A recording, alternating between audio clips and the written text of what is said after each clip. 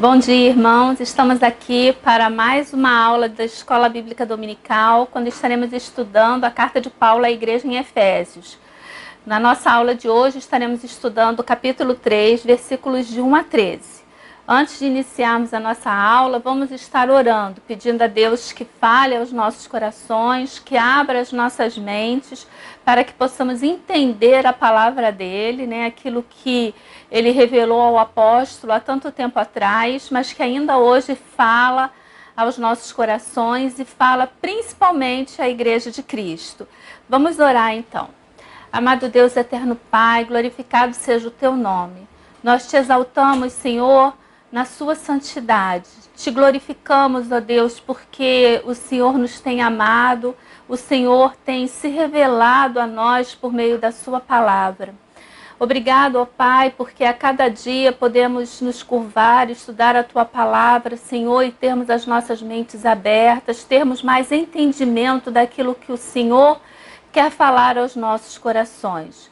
Obrigado, ó Deus, por esse momento, obrigado pelas vidas que estão se dedicando ao estudo da tua palavra, e nós te pedimos que o Senhor abra as nossas mentes e os nossos corações, para que possamos entender aquilo que o Senhor quer nos revelar e possamos colocar em prática em nossa vida diária. Em nome de Jesus nós oramos e agradecemos. Amém.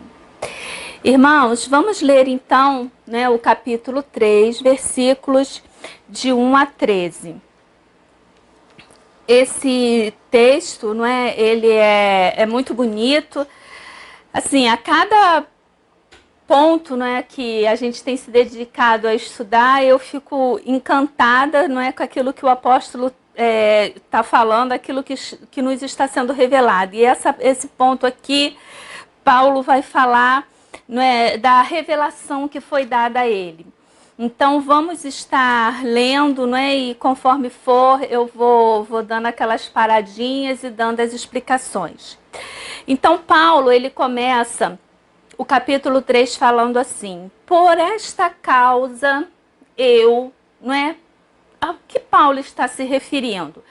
Nós não podemos esquecer que se trata de uma carta, e a carta ela não é separada por capítulo, a carta não é separada por versículo, é um texto inteiro. No máximo é separada por parágrafo, e até em termos de parágrafo, essa carta aos Efésios ela é diferenciada porque ela contém os maiores parágrafos da Bíblia. Então Paulo é como se ele fosse recebendo ali aquela chuva, aquela coisa ali daquela revelação, e Paulo vai escrevendo, e ele não coloca ponto final, e ele vai ali naqueles parágrafos enormes. Então não podemos tirar isso de nossa mente. Então quando começa aqui dizendo por esta causa eu, por que causa? Paulo está se referindo lá no capítulo 2, aos versículos de 19 a 22. O que está escrito? Lembra da carta da semana passada, o trechinho da carta da semana passada que nós estudamos? Paulo, a partir do versículo 19, ele fala assim: assim, já não sois estrangeiros e peregrinos, mas concidadãos dos santos, e sois da família de Deus, edificados sobre o fundamento dos apóstolos e profetas, sendo ele mesmo, Cristo Jesus, a pedra angular, no qual todo edifício bem ajustado cresce para santuário dedicado ao Senhor, no qual também vós juntamente estáis sendo edificados para a habitação de Deus no Espírito. Por esta causa eu...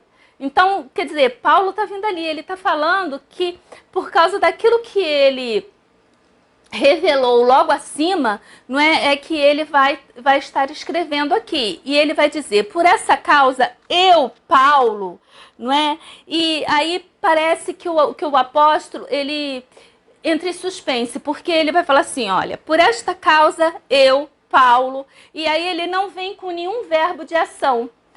Paulo vai continuar essa expressão aqui lá no versículo 14. Ele até repete, por esta causa me ponho, É como se Paulo tivesse na mente dele aqui nesse momento fazer a oração, que ele vai começar lá no versículo 14.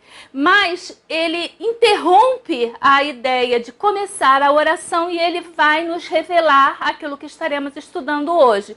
Então, observem, ele vai dizer, por esta causa, por que causa? Porque hoje vocês não são mais estrangeiros, mas somos concidadãos, não é, dos santos, somos famílias de Deus, né, edificados sobre o fundamento dos apóstolos, e ele vai dizer que nós somos a igreja, porque olha aqui, olha, presta bastante atenção no que o apóstolo está dizendo. Edificados sobre o fundamento dos apóstolos e profetas, sendo ele mesmo, Cristo Jesus, pedra angular, no qual, não é? Ou seja, se edificarmos, não é? Ele vai dizer, no qual todo edifício bem ajustado cresce para santuário dedicado ao Senhor. Ou seja, se nós edificarmos a nossa vida na pedra angular, que é Cristo Jesus, que é o fundamento da igreja, então nós, na qual também vós juntamente estáis edificados para a habitação de Deus no Espírito, nós somos a igreja de Cristo. Quando, né, estamos fundamentados em Cristo Jesus, que é a pedra angular. Então, Paulo está falando, por esta causa, né, eu, Paulo, aí ele suspende. Né, e na semana que vem, quando estivermos estudando, né, a partir do versículo 14, os irmãos vão ver a oração, quando ele vai dizer, por esta causa me ponho de joelhos diante de vós. Isso é uma constante nas cartas de Paulo, porque Paulo, ele escreve orando, e ele ora escrevendo. Né? A vida dele de oração, a vida dele orando, não é? Pela igreja, orando pelos gentios, orando, não é? Por todos nós que ainda viríamos, como vimos lá no capítulo 1. Não é? A oração de Paulo ali no capítulo 1, linda também, quando ele diz que ele pede ao Senhor que nos seja revelado, não é, o mistério, que nós possamos ter entendimento. Não é? Paulo não está pedindo, nós frisamos isso bastante na aula, mas vou estar repetindo aqui nesse momento, Paulo não está pedindo uma nova bênção, mas Paulo pede que nós tenhamos entendimento completo da bênção que já nos foi concedida. Não é? E aqui a partir do versículo 14, não é, Paulo vai fazer vai dar um outro enfoque para a oração, mas isso fica para a próxima aula. Voltando aqui ao versículo 1, então ele vai falar, por esta causa eu, Paulo, e ele vai dizer, sou prisioneiro de Cristo.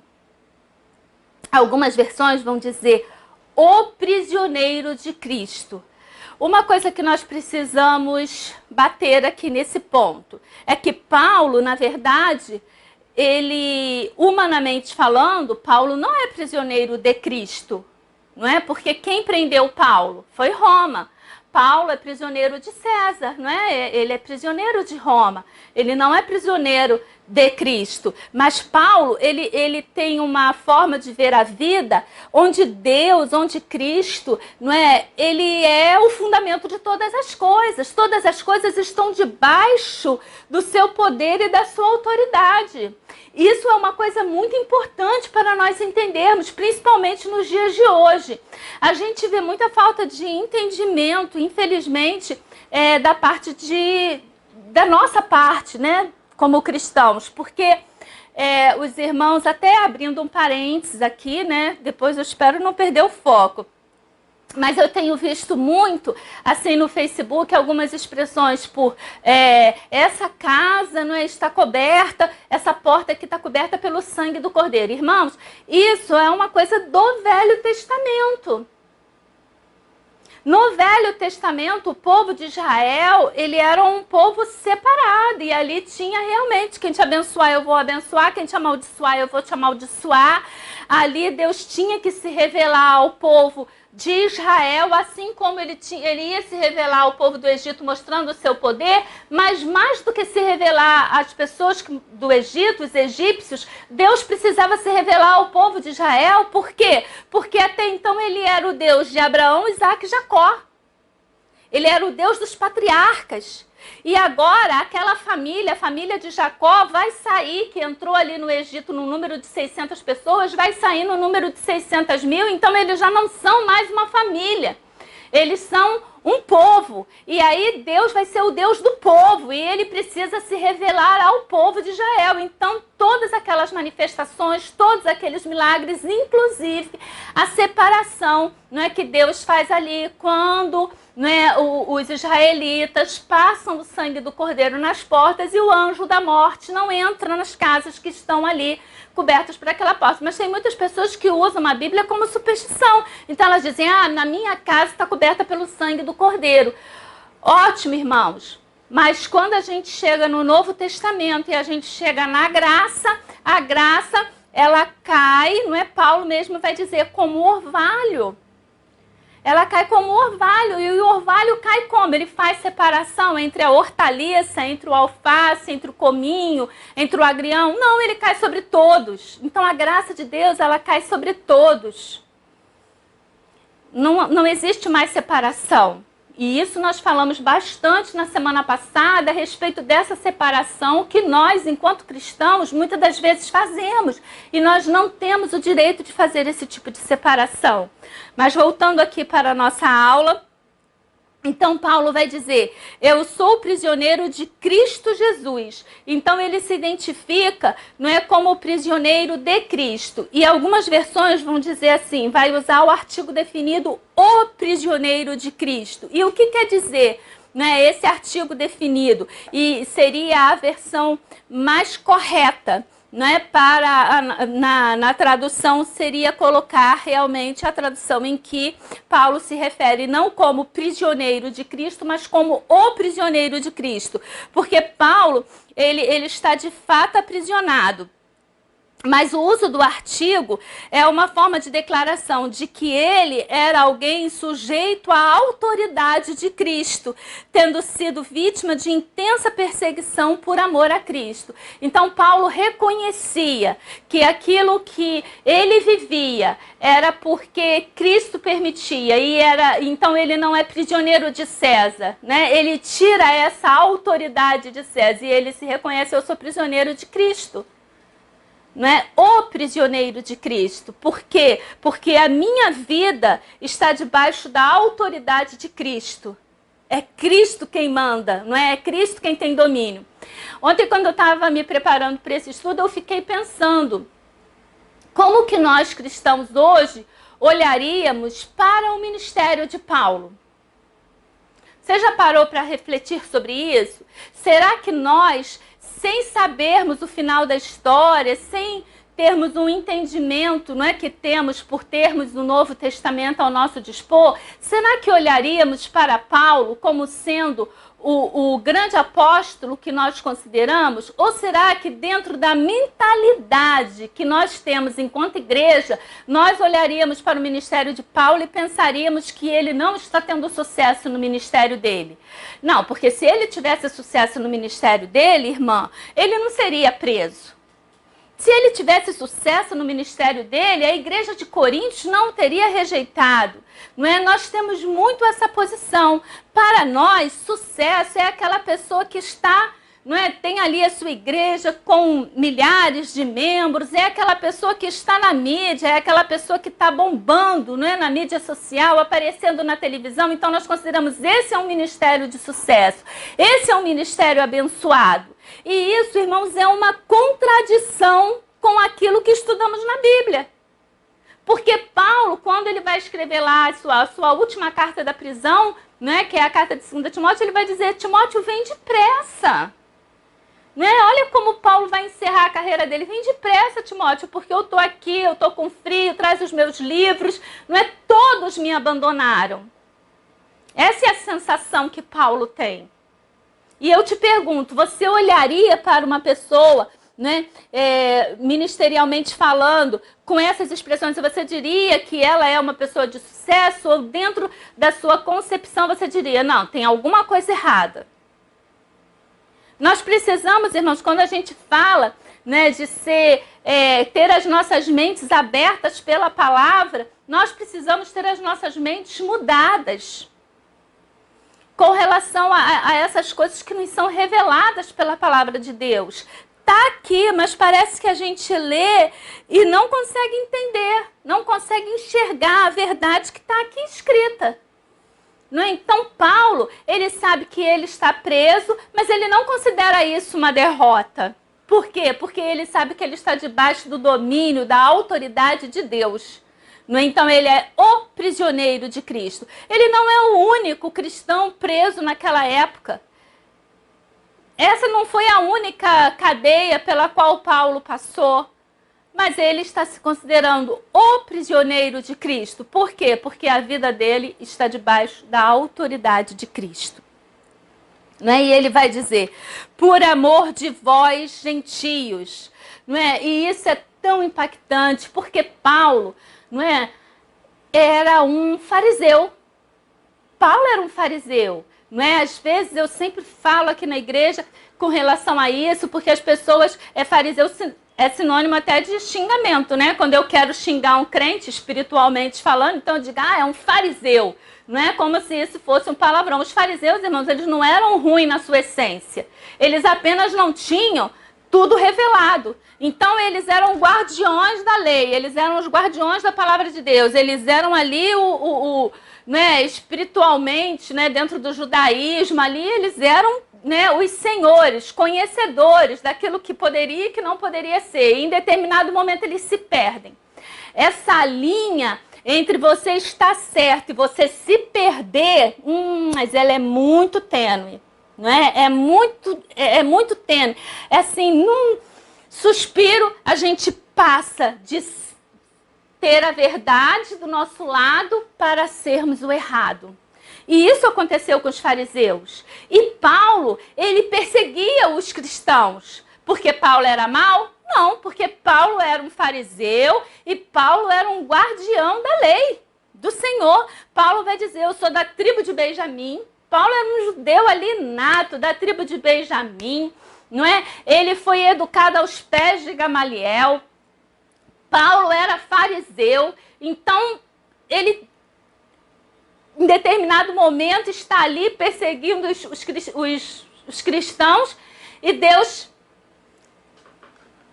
aparece ali, se revela a Paulo e ele diz, Saulo, Saulo, por que me persegues? Não é? E esse Saulo ali, ele cai prostrado, fica cego, e quando Paulo volta, não é? Ele já está ali convertido, e agora Paulo vai dizer que a ele foi dado, não é, o ministério de pregar aos gentios. Então, lembra da semana passada, quando nós falamos, e foi até uma aula um pouquinho mais extensa e um pouquinho enjoada, porque eu tive que ler muitos textos, mas lembra do texto quando eu falava de qual era a relação do judeu com o gentio? O judeu não entendia. Para o judeu, o gentio era o quê? Não é? Deus havia criado o gentio para ser combustível para o fogo do inferno. Essa era a concepção dos judeus. Então, Paulo, dentro do farisaísmo dele, né, sendo um guardião ali que ele era, né, dentro da sua concepção daquilo que era correto, né, agora ele vem, ele se converte ao cristianismo. E qual é o comissionamento de Paulo? Né? Para que Paulo foi chamado? Para pregar aos gentios, né? Ou seja, tudo aquilo que Paulo acreditava ser certo, tudo aquilo que Paulo tinha como convicção dentro da sua vida, né? Tudo aquilo que ele havia aprendido, de repente, cai, e ele diz, não é nada disso.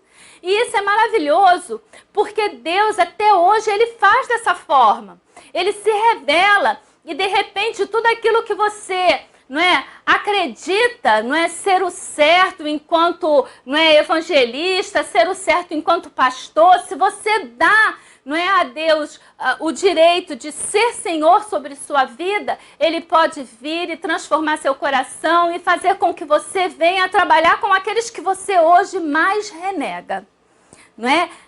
Está aí o papel da igreja. Né? Nós não podemos, irmãos, nos perder como o povo de Israel se perdeu. Eles foram chamados para ser nação santa, para ser luz sobre as nações, para ser um povo santo. E eles se perderam na santidade, eles se acharam tão santos que ninguém podia chegar na sua santidade.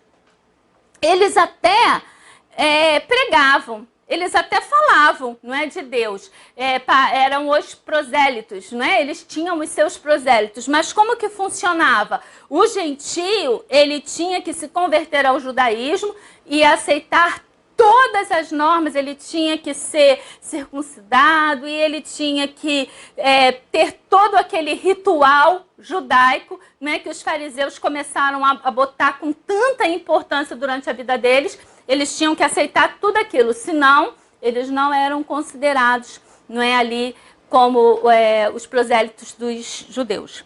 Então, vamos aqui dar seguimento. Paulo então está dizendo, não é, por amor de vós, os gentios, não é? E quando Paulo fala aqui de vós, os gentios, Paulo está dizendo, né, parece que da prisão, Paulo está saudando, né, saúda toda a igreja gentílica, né? Ele visa mostrar o quanto o amor divinamente inspirado levara o apóstolo a servir aos gentios, a despeito do sofrimento que ele teve que pagar, né? Paulo, ele paga um preço muito alto, não é? Por esse amor que Deus coloca no coração dele, por essa missão que Deus dá a ele de pregar aos gentios. Tanto não é, que na aula que vem a gente vai ler o texto lá de Atos, não é? Mas se os irmãos quiserem já antecipar, né, o estudo, podem fazer a leitura ali a partir de Atos 22. Os irmãos vão ver que essa prisão de Paulo foi porque os judeus pensaram, não é, que Paulo estava entrando, não é, ali no templo, passando aquele muro. Lembra do muro que nós falamos tanto na semana passada, que era o muro, não é, ali que os gentios ficavam embaixo, uns 15 degraus, não é, e havia um muro que separava o lugar onde os gentios podiam ficar do lugar que os judeus podiam ficar, e naquele muro tinha inscrição que se ele passasse, ele seria responsável pela morte dele, porque ele não podia passar. E a prisão de Paulo, ela se dá porque após o término da sua terceira viagem, Paulo está ali levando, né, as ofertas para a igreja em Jerusalém. Quando ele vai ao templo, não é, e os judeus então prendem Paulo porque diz que Paulo está adentrando aquele recinto levando um gentio, que era até um membro da igreja de Éfeso. E ali Paulo é preso, não é, e ele vai se defender, e é muito interessante, porque quando Paulo está se defendendo, a gente vai ver que até o momento em que Paulo fala que ele foi chamado por Deus para levar a palavra aos gentios, quando ele fala ali aos gentios, os judeus, não, acabou, não queremos mais, e a intenção realmente é matar Paulo, né?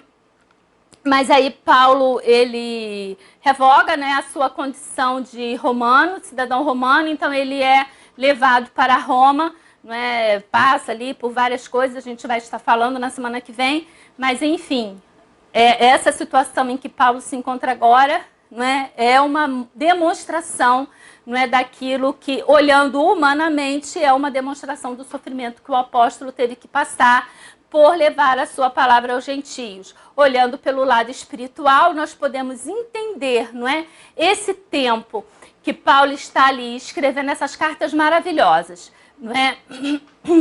Paulo, sendo missionário da forma como ele era, sempre preocupado em estar numa cidade, em outra cidade, não é? E falando em sinagoga e fazendo reuniões. Qual seria o tempo que Paulo teria para escrever as cartas? Não é? Da mesma forma, a gente pode entender ali o apóstolo João na ilha de Patmos, não é, como um tempo que Deus separou para aquele homem para receber a revelação do livro de Apocalipse.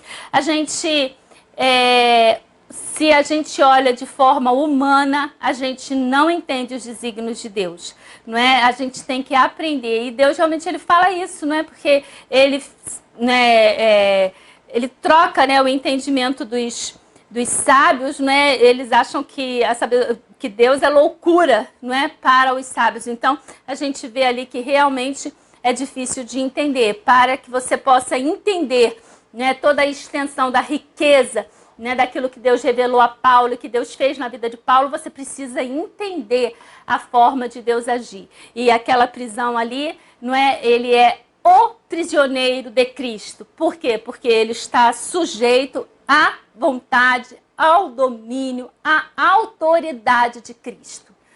Então, quando acontecem as coisas na sua vida, você precisa parar para buscar entender o propósito de Deus.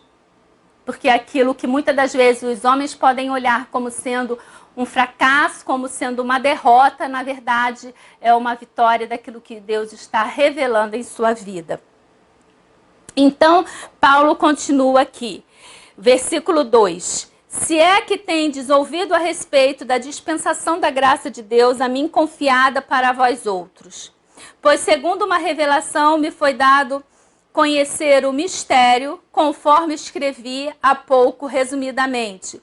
Pelo que quando ledes, podeis compreender o meu discernimento do mistério de Cristo, o qual em outras gerações não foi dado a conhecer aos filhos dos homens, como agora foi revelado aos seus santos apóstolos, os profetas no Espírito, a saber que os gentios são co-herdeiros, membros do mesmo corpo e coparticipantes das promessas em Cristo Jesus por meio do Evangelho, do qual fui constituído ministro, conforme o dom da graça de Deus a mim concedida, segundo a força operante do seu poder. A mim, o menor de todos os santos, me foi dada esta graça de pregar aos gentios o Evangelho das insondáveis riquezas de Cristo, a manifestar qual seja a dispensação do mistério desde os séculos oculto em Deus que criou todas as coisas.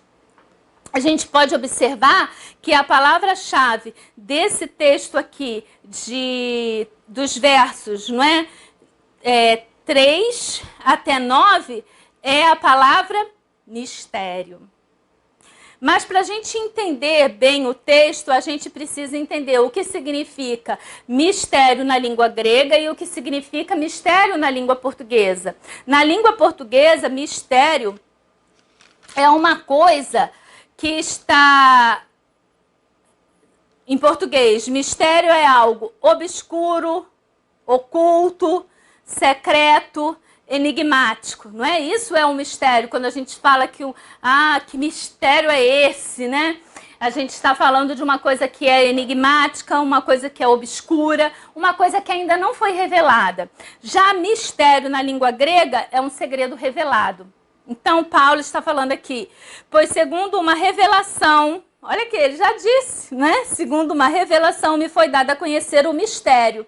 E esse ponto aqui é muito interessante, porque Paulo está dizendo, olha, segundo uma revelação. Paulo, ele não está falando de coisas que ele estudou, que ele ouviu, sabe? Ele está falando de algo que foi revelado por Deus a ele. Então ele está dizendo, olha, segundo uma revelação me foi dada a conhecer, não é? Me foi revelado o mistério, não é? Conforme escrevi há pouco, resumidamente, porque até então ele tratou e agora ele vai descrever melhor, não é?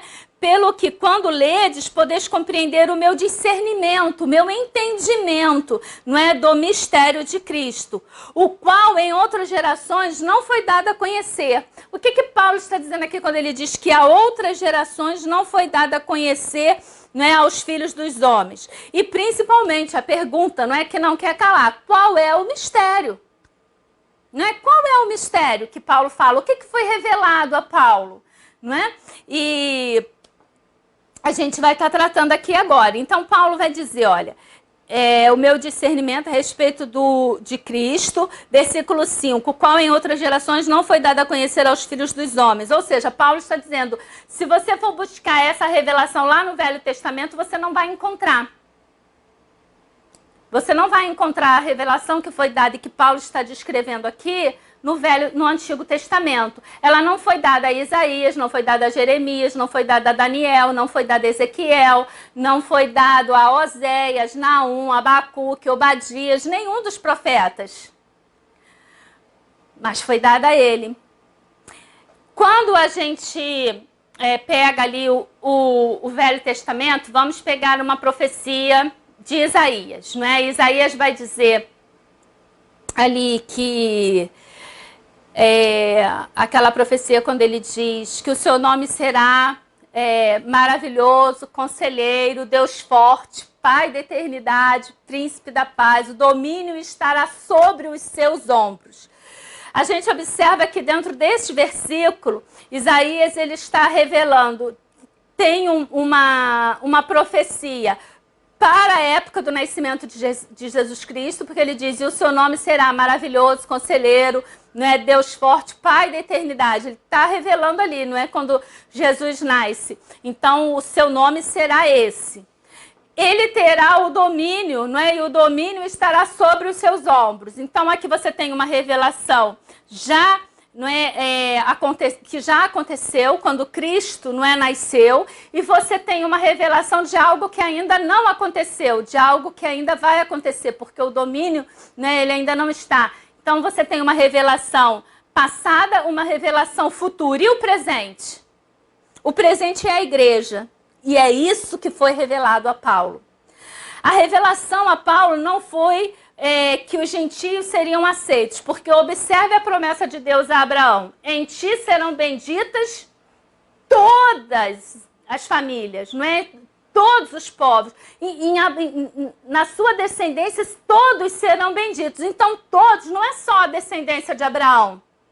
São todos são benditos. Então, a revelação não é o evangelho chegar para os gentios. A revelação aqui é que agora a mensagem, o privilégio, ele não se dá mais por meio de um povo, mas é por meio dessa nova sociedade que nós tratamos na semana passada, que é gentio e judeu junto em uma nova comunidade, em uma nova sociedade. Que sociedade é essa? A igreja. Então, entre ele ser maravilhoso, conselheiro, Deus forte e o domínio está sobre os seus ombros, existe aqui um mistério, não é? Que é o intercurso entre um e outro. E que mistério é esse? É a igreja. E nós precisamos entender que a nós, igreja, não é? Foi dado um privilégio tão grande que nem aos anjos foi dado a fazer. Os anjos queriam esse privilégio, eles queriam ter a oportunidade de levar as boas novas do evangelho. Mas ao homem é que foi dado esse privilégio. E nós precisamos entender que nós somos a igreja. Eu sou a igreja, você é a igreja. Quando nós nos juntamos em comunidade, nós formamos aqui, né? E até aí vai uma piadinha, não é? Da semana, não é? Igreja não é CNPJ, igreja é CPF. Né? E a igreja não é o CNPJ da nossa igreja, 05, e lá vai lá o CNPJ da igreja. A igreja é o seu CPF, é você é a igreja. Isso precisa ficar dentro de nossas mentes. Então, a você foi dado o privilégio de levar a mensagem de Cristo àqueles que ainda não têm. Porque hoje não existe mais separação, o muro foi destruído, né? O muro foi derribado e hoje todos têm acesso a essa graça. Isso Jesus veio e ele começou a revelar por meio daquele com quem ele se sentava à mesa para fazer as refeições, não é? Com quem ele falava. Mas até mesmo para os apóstolos foi uma coisa que foi sendo difícil deles assimilarem, né? A gente vê ali quando Pedro é chamado, né, para ir pregar aos gentios, né? E Pedro, mas como, né? Primeiro ele tem aquele sonho e aparece ali aqueles animais que ele considerava imundo dentro do judaísmo. Ele vai dizer assim, como que eu posso, né, me contaminar? E Deus vai dizer o que para ele? Não diga que é imundo aquilo que eu já santifiquei. Cristo morreu por todos. Esse é o grande mistério. É essa comunidade, né, chamada igreja. Esse é o grande mistério que foi revelado a Paulo. E que não foi revelado antes aos outros profetas, mas foi revelado a Paulo. E Paulo vai dizer, né, vamos continuar a ler, o qual em outras gerações não foi dado a conhecer aos filhos dos homens, como agora foi revelado aos seus santos apóstolos e profetas no Espírito, a saber que os gentios são co-herdeiros, membros do mesmo corpo e coparticipantes da promessa de Cristo por meio do Evangelho. Ou seja, não tem separação. Não tem separação. Não pense que por você ser um cristão, por você ser um frequentador de igreja, que tem separação da pessoa que está lá fora. Não tem diferença para Deus, Ele olha para todos da mesma forma e Ele quer que você leve essa palavra, que você leve esse evangelho para aquelas pessoas. E ainda que você tenha que sofrer como Paulo sofreu por amor ao evangelho, mas que você se doe. E aí a gente pergunta, né? Examine-se o homem a si mesmo. Temos cumprido essa missão? Temos feito aquilo para o qual nós fomos chamados? E Paulo vai continuar. Do qual fui constituído ministro, conforme o dom da graça de Deus a mim concedido, segundo a força operante do seu poder, a mim, o menor de todos os santos, me foi dada esta graça. É impressionante a humildade de Paulo. Porque Paulo vai dizer, eu sou, não é, o menor de todos os santos e eu sou o maior pecador. Geralmente nós temos o hábito de dizermos ao contrário, eu sou o menor dos pecadores. Eu nem cometo pecado, irmã. Né? Depois que a gente se converte, existe essa mentalidade na igreja de que não somos mais pecadores. Então, quando a gente vai fazer apelo, vem a Cristo, vem agora, vem, pecador. Não é como se só ele fosse pecador e eu não fosse. Não é? Diante desse apelo, eu também preciso ir novamente a Cristo. Não é? Nós fazemos essa separação, se a gente for ver na forma como a gente canta, a forma como a gente faz apelo, a forma como a gente fala, não é? E a gente se dirige, não é? A gente diz, não, os do mundo, né? Não, porque o mundo não é como se eu não fizesse parte desse mundo. Nós precisamos entender aqui que nós, né, ver o exemplo de Paulo, né? Eu sou o maior dos pecadores e eu sou o menor dos santos. A gente se acha muito santo e muito pouco pecador. E ele continua,